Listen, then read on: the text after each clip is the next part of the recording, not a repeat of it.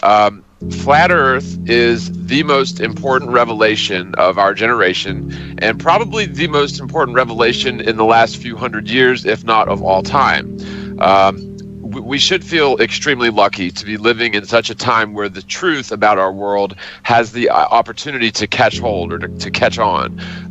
In contrast to the 19th and 20th centuries, where really brilliant people figured out the truth about the flat Earth. For example, Dr. Rowbotham wrote Zetetic Astronomy, although the ability for such staggering information to ignite and spread was simply not available.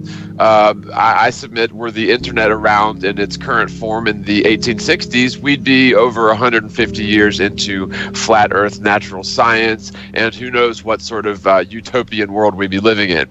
Now, there are immortal, inimical entities who come from the form of, or who come in the form of royal old money bloodlines who are bent on controlling the world through sigil magic, for example, cash, as well as subliminal programming in the form of the mainstream media, cinema, news, political false dichotomies like Republican and Democrat, a fallacious educational system which trains youngsters to become slaves to an oppressive debt-based system.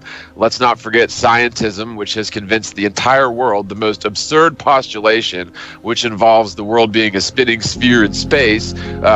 We need to burn fossil fuels to have energy, which is a blatant greedy lie motivated by greed at least, as well as preposterous theories like evolution, which has no supporting evidence to speak of, and of course the Big Bang infinite universe theory, which has been solidified as concrete fact in the minds of the entire world practically, ultimately to position us as an insignificant speck of dust in the infinitely expanding universe theory, which is indeed the root cause of atheism, nihilism, and all sorts of psychological problems, with simply being completely absorbed in a fictitious version of reality. Now, in this fictitious version of reality, which is the globe, it allows the so-called illuminated elite controllers of the world to use this fact against us, this fictitious version of reality against us, to an unbelievably profound extent. Flat Earth truth, again, is the most powerful antidote to the corporate fascist world government, which is already in place, sort of in a beta state, complete with their centralized World Bank, modeled after the usury, illegitimate, illegal Federal Reserve scandal of America. Now, when the world becomes completely aware of the lies of scientism and theoretical physics, which one day that will come, there will be a paradigm shift so profound that it would be more disruptive to the status quo than a hypothetical moderate meteor strike or moderate nuclear bomb attack. Of course, neither of those could possibly occur in reality, but when the stationary plane Earth is finally realized and accepted as obvious fact, the social repercussions would be orders of magnitude more powerful than any war, cataclysm, or some other sort of revelation. Now, these so-called elite interests that I've been speaking of do not want the status quo affected, as a small group of people control about 99% of the wealth, real estate, physical assets, and businesses of the world. Because flat Earth truth is such a grave threat, we should absolutely expect to see agent provocateurs inserted into the flat Earth community, which it is indeed a community, in order to divide the grassroots movement into opposing factions or opposing camps, which will eventually be used to nullify one another or cancel each other out. Ultimately, you'll see the flat Earth movement self-defeat itself from within if these plans come to fruition. Now, at that point, if the flat Earth movement self-destructs from within, at that point, when the grassroots movement is in shambles, there will be sort of a corporate fascist flat Earth anti-authority setup to commandeer or co-opt the truth movement, claim it's been debunked, and then our grandchildren are learning about how fast they're spinning around, orbiting the sun. Now, they, in quotes, have been controlling populations for many, many generations. Now, of course, it's not the same people who are immortal, but their ideologies, their goals, and methods remain immortal, preserved through their bloodlines and ritualistic secret societies. Some examples would be the Jesuits, the Freemasons, the Illuminati, Talmudic Zionists, the Knights Templar, and zillions of the offshoots like the KKK, the Order of the Dragon, way back from the Crusades. But such groups are innumerable, and they, secretly have 50-year and 100-year plans, which are obviously not carried out by one single person or even one single generation of people. These very entities are responsible for fomenting the French Revolution, the American Revolution, the American Civil War, both world wars, and of course the never-ending state of war that we find ourselves ensnared within today in the post-9/11 century, just as they planned and laid it out in the infamous document Rebuilding America's Defenses by the ultra-conservative policy-making entity PNAC, or Project for a New American Century, a full year prior to the false flag 9/11 attacks. Now, the point is here, while we the people outnumber them about 100,000 to 1 easily, our forebears have allowed these ancient bloodlines to reinsert themselves into positions of power and influence. Now, they certainly have a plan to quash the Flat Earth community and the Flat Earth movement. However, we must not allow ourselves to be divided by psychopathic, manipulative agent provocateurs. Now, just a quick FYI, agent provocateur literally is defined as a noun, a person who induces others to break the law so that they can be convicted. Now, this is sort of an old school, general definition, and I would submit that it could entail people who insert themselves into a grassroots movement, gather a following in order to begin inserting certain ideologies into their narrative. They will appear to be genuine people of the grassroots movement. They will usually appear to be the most prominent figures within that movement. An example in the history past would be Gloria Steinem, who created Miss Magazine during the women's liberation movement, although Miss Steinem is an admitted CIA asset and was operating as such for the duration of Miss Magazine, which was heavily influential on young women during the women's liberation movement. Now, not to get off on the tangent of women's rights, but the government had a 50 or 100-year plan to break up the family unit itself, and this was a long-term, concise plan. In a quick summary, that plan involved doubling the tax revenue. This was achieved by convincing women that they shouldn't be at home taking care of the children and of the house while the man is out there earning money.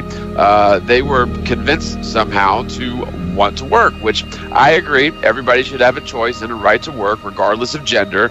But what the innocent victims of the co-opted women's liberation movement didn't realize was that they were falling right into the snare of this 100-year plan, which had been in place literally for decades and decades prior to the 60s. Now, by convincing women to demand the right to work, not only did they double the workforce, which naturally means cheaper labor based on the fundamental principle of supply and demand, and simultaneously doubled the number of tax-paying workers for the government's revenue stream. Furthermore, with both parents gone to work in order to pay for a lifestyle which was once achievable with a single income, the children are forced into school at around age 4 or 5. Now, fast forward from the 60s to 2017, and about half of the children in at least the U.S. grow up in broken homes with a single parent, or even two parents working 2 jobs each, so that they barely do so much as eat dinner once or twice a week together. So the children are indoctrinated as early as possible into the lies of scientism, but more profoundly, they are indoctrinated to see the state or the federal institution educational system as their major authority, hence losing respect for their actual parents. As the old parable goes, you can't serve 2 masters. Now, the plans which the Illuminati laid out many decades ago have come to full fruition in terms of breaking up the family, taxing us to death, and forcing our children into indoctrination during the most important formative years of their lives. With all that being said, does anyone expect this highly motivated, well-funded, powerful, and organized group of ancient tacticianers who are used to controlling populations, do you really think they're just going to let Flat Earth go on unchecked? Of course not. there are definitely going to be agent provocateurs, perhaps a new flavor of agent provocateurs, but the same tactics are used, only in a virtual sense rather than a physical sense. Although we still see, agent provocateurs using physical tactics, like in Occupy Wall Street or Black Lives Matter protests, where citizens are, peacefully expressing their right to protest. Then steps in a few dozen agent provocateurs, turns the thing into a violent mob, which that can easily be achieved by just a few dozen motivated individuals inciting violence, rioting, and looting in a large group of people. Their actions will cause a chain reaction, which is a natural phenomenon of crowd behavior, although that's another topic altogether. Now, in the Flat Earth movement, whenever you hear someone saying things like, "This is a leaderless movement, but I'm the leader of the movement," or "There's no such thing as a Flat Earth community, but I want to develop a platform where Flat Earthers can come together and talk about Flat Earth and discuss our views and different topics as a group about Flat Earth," or Flat Earthers who monetize or who say Flat Earthers who monetize their videos are not credible and they're just doing Flat Earth stuff for the money, which is ridiculous. Or if you hear people say, "We need to stand united as a community," then begin to ostracize individuals in the Flat Earth community. So these are the sorts of things we need to watch out for. We also need to be wary of people who are dishonest and are found to be dishonest, compulsive liars, even if their lies don't necessarily pertain to the Flat Earth. The best way to destroy the Flat Earth movement is to invent a leadership role, which is ridiculous, and supplant some cult of personality into this leadership role who will ultimately discredit the Flat Earth truth by proving to be either untrustworthy or a non-credible source of information. Flat Earth, I'm sorry, but it belongs to everyone. The world belongs to each and every person equally, just as the truth belongs to everyone equally. Nobody can patent the truth and claim royalties on other people's dissemination of the truth. Now, as much flack as we get as Flat Earthers, I feel like the Globebusters is among the most open, honest, credible, and welcoming segment of the Flat Earth community, which is why I've stuck around with you guys for so long. As, we're simply after the truth.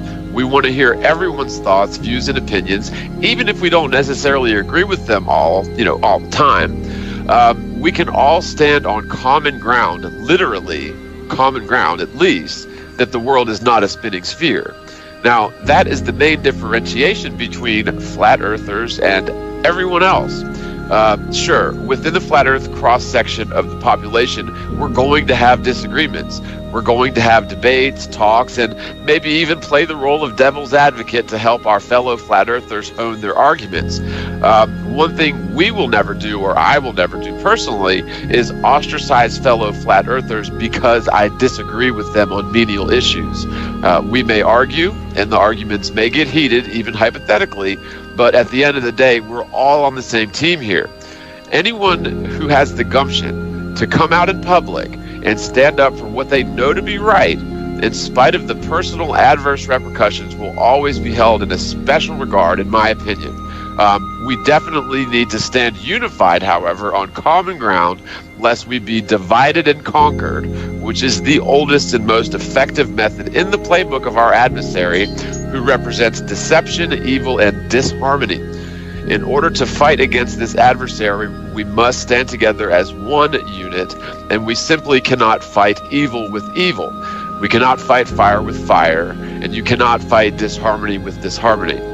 It is my personal mission, even if I'm just speaking for myself here, to bring truth and light to as many people as possible. I certainly have no intentions of making enemies with anyone, even globetards, and especially not fellow Flat Earthers.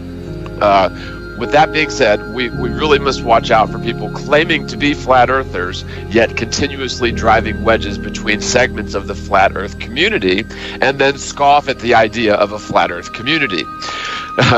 We need to watch out for Flat Earthers who speak the well-known, well-publicized, moderately accepted facts about Flat Earth, but appear to be motivated by greed or posturing themselves as a dogmatic leader in a grassroots movement that has no room for a leader. Now, I would say that with one exception, The creator of all things, the world, the celestial mysteries, the possible frontier, and the beautiful mystery of life, is in control of everything, including this movement.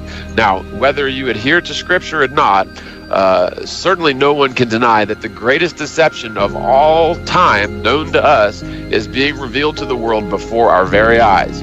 Now, not only the deception involving the flat earth, but deceptions running through all gambits of things dating back through history right up to current events today that are being revealed to new people daily.